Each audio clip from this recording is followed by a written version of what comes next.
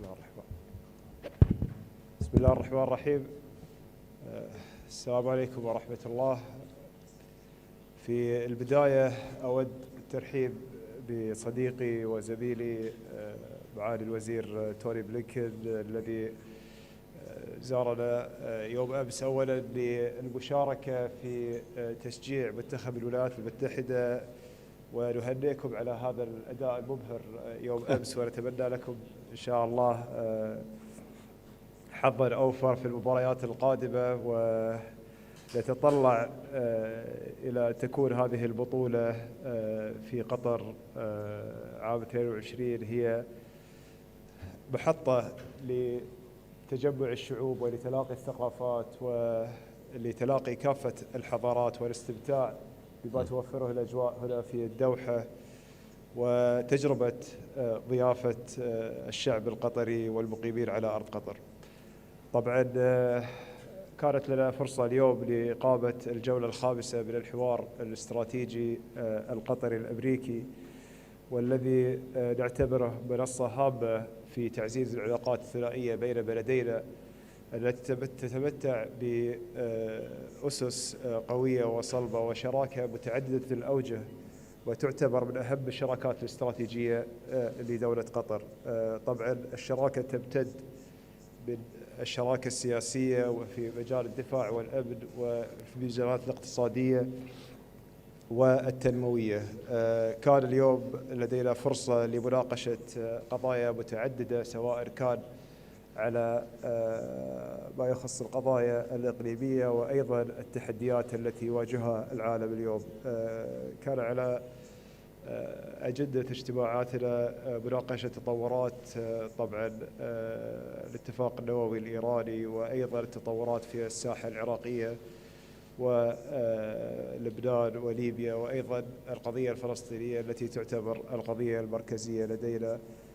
كما ناقشنا أيضا الجهود المشتركة في أفغانستان. دولة قطر والولايات المتحدة تتوافق في وجهات النظر حيال هذه القضايا، ونتطلع للعمل سويا ما بين فرق العمل التي ستستأنف المحادثات بين المؤسسات المعنية في الدولتين. كما أيضا كان هناك فرصة لمناقشة كيفية الاستجابة للتحديات العالمية بشكل مشترك، وخصوصا تحديات الطاقة والأمن الغذائي والتحديات التنموية الأخرى التي تواجه عالمنا اليوم. نتطلع في دولة قطر دائما لتعزيز الشراكة مع الولايات المتحدة، ونتطلع لأن يكون هناك دائما حوار مفتوح وعلاقة مبنية على الثقة المتبادلة وعلى الشفافية فيما بين الدولتين.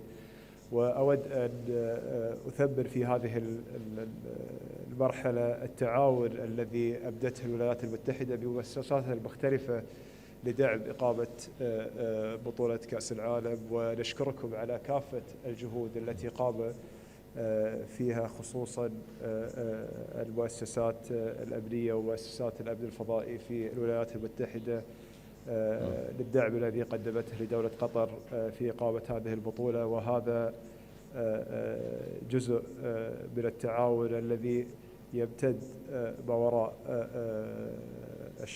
الشراكات المتعددة بين الدولتين. نتمنى لكم حظا موفقا مع الوزير لمنتخبكم في كأس العالم، ونتمنى نراك مرة أخرى ويكون منتخبكم أيضا متأهلا. طبعا كموقف سياسي يجب أن نشجع فقط منتخب دولة قطر ونتمنى له التوفيق دائما، ولكن أيضا نتمنى التوفيق لمنتخبكم. شكرا.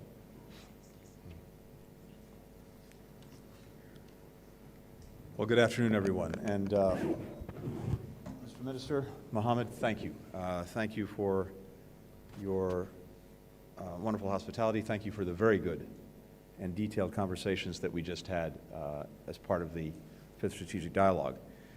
I have to say that having proudly hosted the opening of the fourth U.S.-Qatar Strategic Dialogue in Washington last year, I can objectively concede that our hosts have outdone us when it comes to entertainment surrounding the dialogue. It was absolutely thrilling to watch Team USA play last night. Thrilling as an American, thrilling as a soccer fan or football fan. And our team played with so much heart and made our country proud. And we're anxious to see the rest of the tournament and the games that follow. Now, I know that neither of us notched the win that we wanted in our first match. I'm reminded of the wisdom of a great American philosopher, basketball coach, Greg Popovich, who once said, and I quote, "The measure of who we are is how we react to something that doesn't go our way," which is true for diplomacy as well as in sports. So we meet at what is a high point of the 5-decade-long diplomatic relationship between our countries. On every issue that matters to our nations, our collaboration, I think it's fair to say, is deeper, and our people are the better off for it. The security ties between us have never been stronger. Qatar hosts our largest military base in the region, which is an anchor for regional security and regional stability. In March, President Biden designated Qatar as a major non-NATO ally. Several months later, we began delivering F-15 aircraft to the Qatar Emiri Air Force, raising its defense capabilities, making our militaries more interoperable. We're partnering in the region and beyond to enhance stability, to reduce tensions, to end conflicts. Qatar has provided vital economic assistance to the Palestinian people. It's helped pay the salaries of security forces in Lebanon. It's brokered peace between Chad's transitional government and opposition groups. And Qatar consistently works to mend regional rifts, which is essential to addressing the common challenges that we face. We're also deepening economic ties, from civil aviation to renewable energy. Qatari and American businesses, innovators, are creating new opportunities for people in both of our countries. We welcome the Emir's commitment to ramp up Qatar's production of liquefied natural gas. That will bolster global energy security. It will help people around the world who are struggling to keep up with rising costs. And we recognize Qatar's efforts to curb emissions, like joining the Global Methane Pledge, and its investments in technologies to foster a clean energy transition in the years ahead. Where conflicts and deep instability persist, we are working to help people who are suffering as a result. When the Taliban forcibly took power in Afghanistan, Qatar played an indispensable role in helping the United States relocate tens of thousands of at-risk Afghans, aid workers, diplomats, and others. More Afghans came through Doha than any other place in the world. The work continues as Qatar continues to provide a transit point for Afghans who are on their way to starting new lives in the United States. We're profoundly grateful for the role that Qatar and Mohammed, you in particular, your team, have played in helping secure the release of U.S. citizen Mark Frerichs after more than 2.5 years of captivity in Afghanistan. The strategic dialogue that we launched today will build on this robust cooperation in all of these areas, but also many others, including cultural and educational cooperation, counterterrorism, visa and consular issues, labor issues, human trafficking, all of which we've worked on in the run-up to this historic sporting event. We congratulate Qatar on hosting the first World Cup in the Middle East. The Emir's statement that all are welcome here for the World Cup is an important message for an event that brings together people from all walks of life, nations, faiths, sexual orientations, races, and other forms of diversity. Now it's important to make that inclusivity a reality. We also applaud the historic step of opening direct flights between Tel Aviv and Doha for the duration of the World Cup, which shows the promise of expanding people-to-people ties and economic ties between countries. Now, a massive amount of work goes into hosting an event like this. We know that without workers, including many migrant workers, this World Cup simply would not have been possible. Qatar's made meaningful strides in recent years to improve its labor laws, to expand worker rights. The United States has been and will continue to be a consistent partner in those efforts. Of course, real work remains on these issues, and the United States will continue to work with Qatar on strengthening labor rights and human rights more broadly, long after the World Cup is over. Today, we signed a letter of intent to expand our cooperation on promoting accessibility, combating human trafficking, improving labor practices. These efforts align with President Biden's commitment to make human rights a pillar of our foreign policy and core to our values and our interests. Before last night's game, I had a chance to watch some young players, teenagers from the United States, from Qatar, from Canada and Mexico, doing drills on a pitch. As a lifelong soccer fan, and it's charitable to say a mediocre player, it reminded me of one of the very best things about this sport.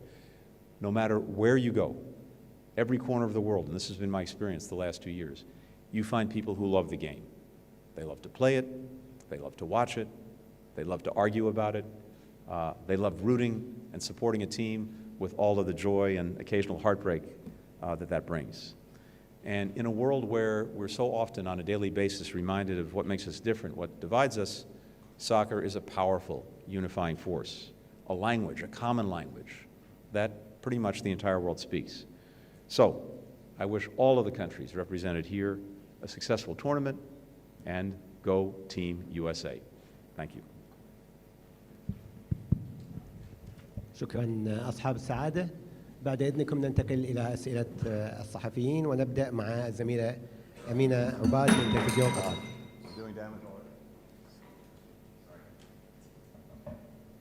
Go ahead, please.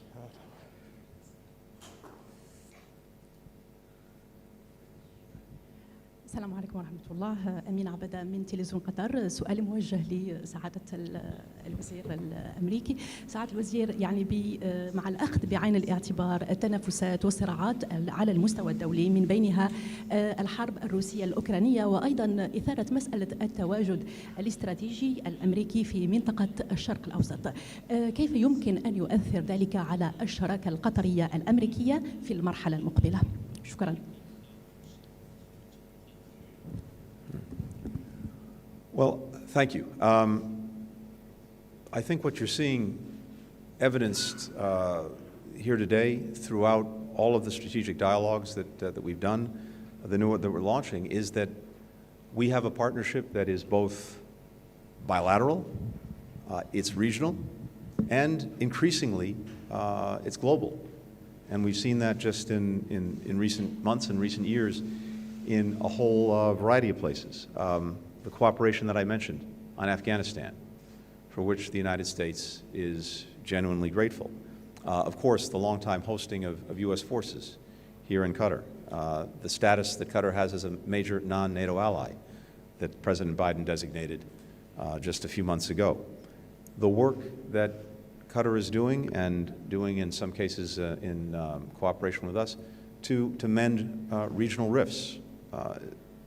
The work that Qatar is doing to support the Palestinian people, which is vital and important. The principled stand that Qatar has taken on Ukraine, and of course, helping to provide for the world's energy needs. In these and so many other areas, we're working ever more closely together, and Qatar is having a very, very significant impact. There's something else that we talked about today that I think is very important, and that is the work that we're doing, and that I hope that we coordinate even more together on providing support and humanitarian assistance to people who need it. This is something that Qatar has been a leader in, and the needs around the world are great. We see this in terms of food insecurity, where we're working together. We see it in terms of energy, of course, global health. One of the efforts that we're going to be taking through the strategic dialogue is having a working group together to better coordinate and focus our joint efforts on providing this kind of assistance to countries that are in need. It is usually important that even as we're dealing every day with the consequences of Russia's aggression against Ukraine, and we have to do that, not only for the sake of the people of Ukraine, but because Russia's committed a terrible aggression as well against the very principles of the United Nations Charter that are vital in trying to keep peace and security and stability around the world. Even as we're doing that, we're also determined to address the many challenges that people around the world face, some of which have been exacerbated by the Russian aggression. But in all of these efforts, our countries are working closely together, and that cooperation is deepening. شكرا سعادة الوزير. الزميلة سارة رشيد من قناة الجزيرة.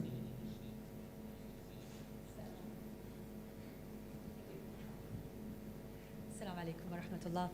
السؤال الأول لوزير الخارجية الأمريكي: بعد النجاح الأمني في تنظيم كأس العالم هنا في الدوحة بالتعاون مع دولة قطر، كيف سيساهم توقيع خطاب النوايا إيجابياً، وكيف ستكون آلية العمل المشترك بين البلدين؟ سؤالي الثاني للسيد نائب رئيس مجلس الوزراء القطري: من خلال متابعتكم مؤخرا للهجمة الإعلامية على دولة قطر، هل قلت هذه الهجمة بعد بداية بطولة كأس العالم؟ وأحب أيضا أن أعرف رأي وزير الخارجية الأمريكي في هذا الموضوع.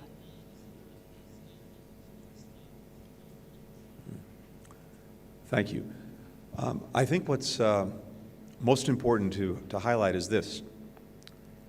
Our countries have been working closely together, collaborating, dealing with, as I said, both issues between us, regional issues, global issues, well before the World Cup. We continue that collaboration during the World Cup. We're going to pursue it after the World Cup is over, and in fact the baton is passed to the United States, Mexico, and Canada for 2026. And the strategic dialogue is at the heart of that. That's why it was so important for us to launch the latest round, which we did today. But in launching the strategic dialogue, that starts a whole process where we have working groups between our countries that, in a whole variety of areas that we've agreed, will pursue deeper collaboration, deeper cooperation. That's the work of the coming months. That's what we started today. طبعا اختي الفاضله، كنت تسالين عن موضوع الهجمه الاعلاميه.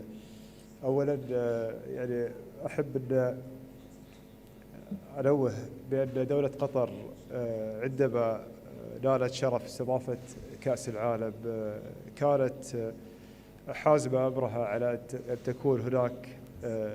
يكون هناك عمل متعدد المجالات للوصول الى هذا التنظيم الذي الحمد لله يعني ابهر العالم جميعا. من المؤكد ان هناك كان يعني الاصلاحات التي قامت فيها دوله قطر، هناك بعض الوسائل التي لم تاخذ هذا الشيء بعين الاعتبار، ويعني للاسف اتت بحكم مسبق بدون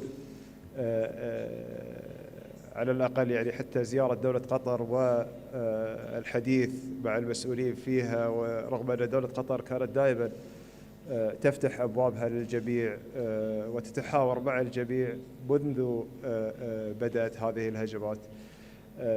طبعا لا نستطيع تغيير آراء من هم يريدون فقط النيل من سمعة قطر لأهداف أو أخرى قد لا تتعلق هذه الأهداف بدولة قطر، ولكن الحمد لله أعتقد أن السواد الأعظم من الناس وخصوصا من جمهور كرة القدم عندما أتى إلى الدوحة تفاجأ بهذه الإعدادات الناجحة. ودولة قطر والشعب القطري شعب دائما مرحب وبضيافة ومرحب بالجميع، ونرى الآن الفرحة في عيون الناس لاستضافة مثل هذا الحدث، ونرى فرحة الجمهور وفرحة مشاركتهم ومتعتهم لتجربة شيء جديد لم يتم تجربته مسبقا. يعني بطولة كأس العالم كانت في السنوات السابقة دائما تقام في دول غربية أو في دول أيضا متطورة جدا، ولكن أول مرة تقام في دولة في الشرق الأوسط ودولة صغيرة استطاعت حمل هذه المسؤولية وصولا إلى هذا الهدف. طبعا بالنسبة لمسألة الإصلاحات التي حدثت في السنوات الأخيرة، الكثير قد يعتقد أن كأس العالم هو السبب الرئيسي لهذه الإصلاحات، ولكن نحن نرى أن كأس العالم هو فقط محفز لهذا الشيء ومسرع للعملية، بينما هناك رؤية أعلى قيادة، يعني رؤية سمو الأمير حفظه الله، هي رؤية تحول لدولة قطر ومواكبة للمتغيرات التي تحدث في العالم حولنا، وهذه عملية مستمرة وغير منقطعة ولا ترتبط بحدث معين أو بمرحلة معينة، وإنما هي رحلة تستكمل. نحن نتطلع أيضا بمشاركة خبراتنا في تحضير هذه البطولة مع الولايات المتحدة والمكسيك وكندا في البطولة القادمة التي نتمنى لهم كل التوفيق والنجاح في استضافتها. ورسالتي للجميع، لوسائل الإعلام، للرأي العام بشكل عام، بأن دولة قطر ترحب بالجميع. دولة قطر أبوابها مفتوحة. دعونا يعني نركز على كرة القدم وعلى الجماهير وعلى ما يحدث في أرض الملعب، واستمتعوا بكافة التحضيرات التي قامت بها دولة قطر. ومن أراد أن يطلق أحكام مسبقة فقط لتحقيق أهداف أخرى سيكون لذلك فقط أثر مؤقت، ولكن في النهاية الحقيقة التي على الأرض هي التي تتحدث عن نفسها.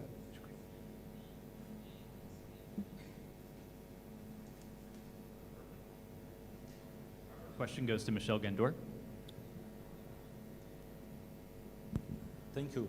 Mr. Secretary, after resolving the immunity issue for Saudi Crown Prince in Washington, should we expect him in Washington soon? And also 2 weeks ago, President Biden said we are going to free Iran. What has the U.S. been doing in this regard?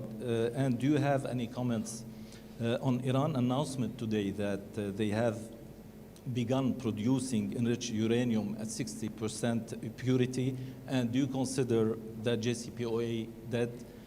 معالي الوزير، موضوع حقوق الإنسان موضوع أساسي في الحوار الاستراتيجي بين البلدين. إلى أي مدى تشكل هذه المسألة نقطة خلاف مع الولايات المتحدة، وما هي الإصلاحات التي وعدتم بها؟ شكرا. Thank you. With regard to MBS, there are no plans for him to travel to Washington. Let me say just more broadly on this question, the question of immunity. We received a request from a federal court that had litigation before it via the Justice Department to ascertain our opinion on his status, and we conveyed an opinion based on long-standing legal practice that, given his position as a head of state, head of government, or foreign minister, that he was, as a legal matter, entitled to immunity. This is a determination that we've made in dozens, hundreds of cases over the years, and in every case, we simply follow the law, and that's what we did. The opinion that we provided does not speak in any way to the merits of the case, nor the current status of the bilateral relationship. Our review of that relationship is ongoing. And again, I would note that this opinion was solicited by the court, and it has been our practice. In fact, I can't think of a case where we didn't, when asked by the court, provide an opinion. As to Iran, I can't confirm any reports about their activities. It's something that we're looking at very carefully and very closely.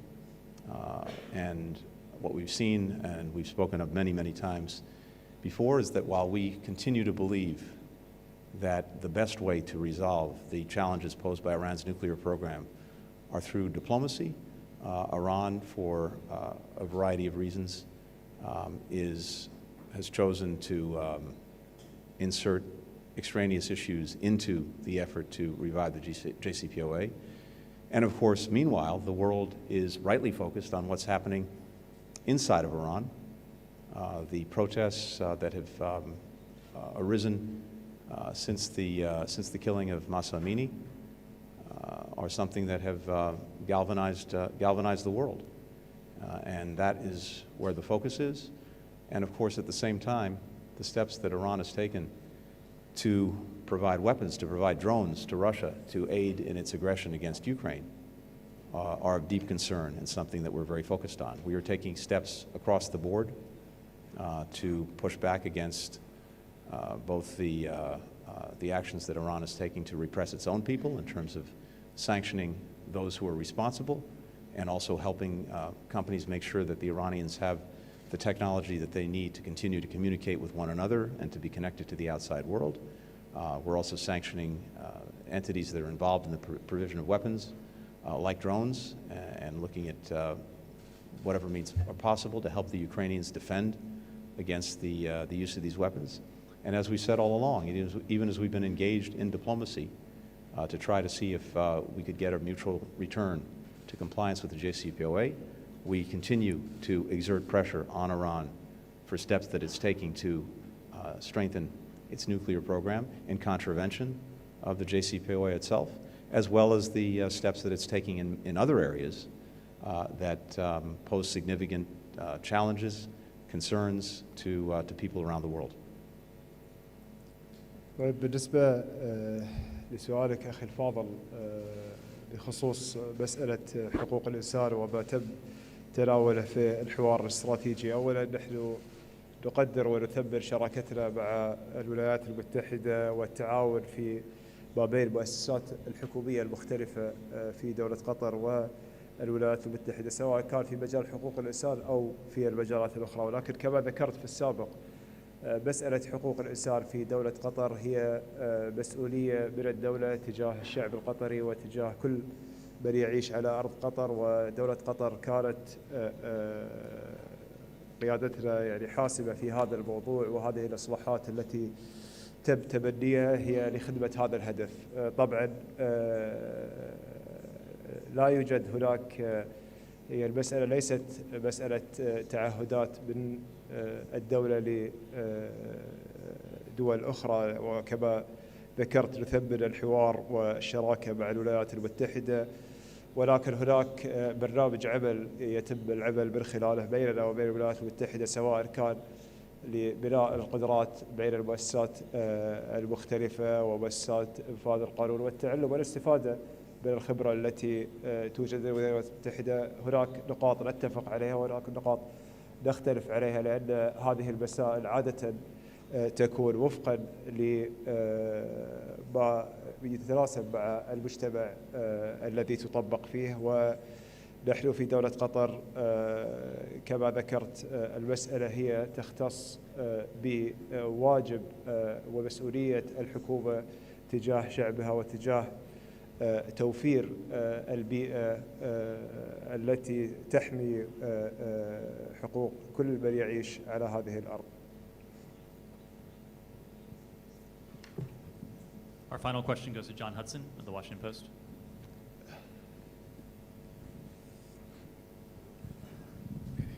Thanks very much. Mr. Secretary, fairly or unfairly, some people have called this the most politicized World Cup in history, due much in part to migrant labor and LGBT issues. As a longtime soccer fan over decades, do you agree with that historical assessment of Qatar's place among World Cups? Did that give you any pause about making this trip? Separately, what do you think of FIFA's armband edict, which is discouraging a pro-tolerance message? Minister Al-Thani, it was not long ago that your country was subject to an unprecedented blockade by GCC countries, and the U.S. government, under a different administration, was largely silent about that act of economic aggression. Was that experience of isolation what propelled Qatar to deepen its relationship with the current administration on so many fronts that have been discussed, whether it be Ukraine or Afghanistan or any other issue? John, thank you. First, here in Qatar, as we've noted, we've launched the 5th edition of our strategic dialogue. That is work that started well before the World Cup.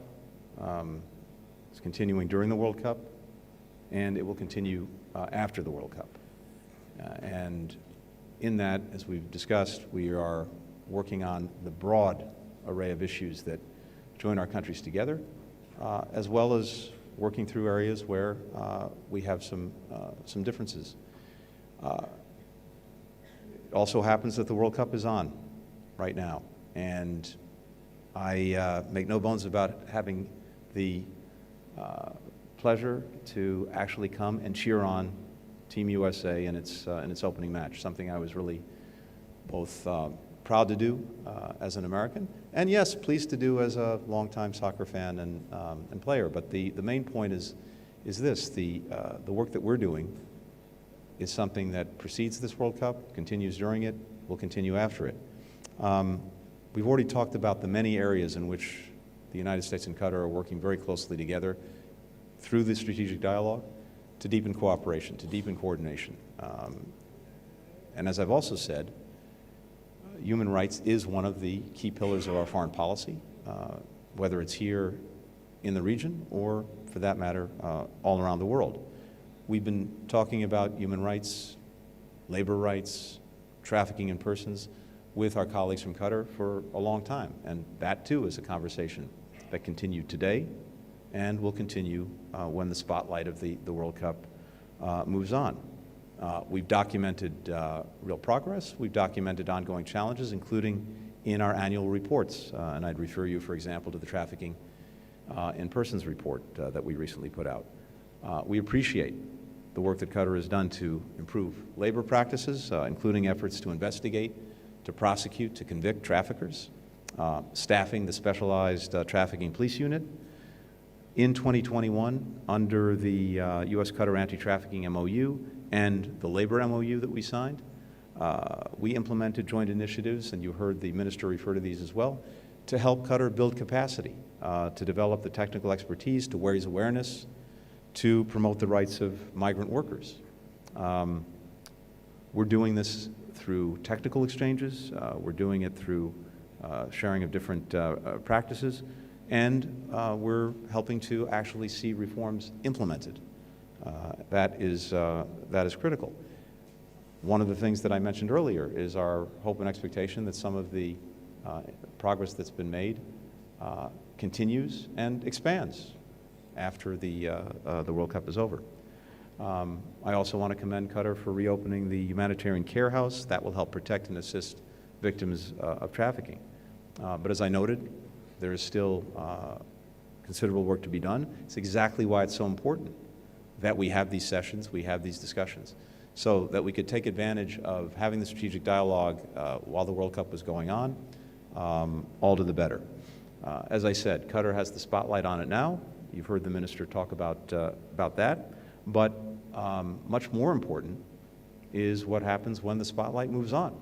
And what I can tell you will happen is our work together to continue to address challenges with regard to rights, to labor practices, to trafficking. When it comes to the armband question, look, as I said earlier, one of the most powerful things about football, about soccer, is its potential to bring the world together.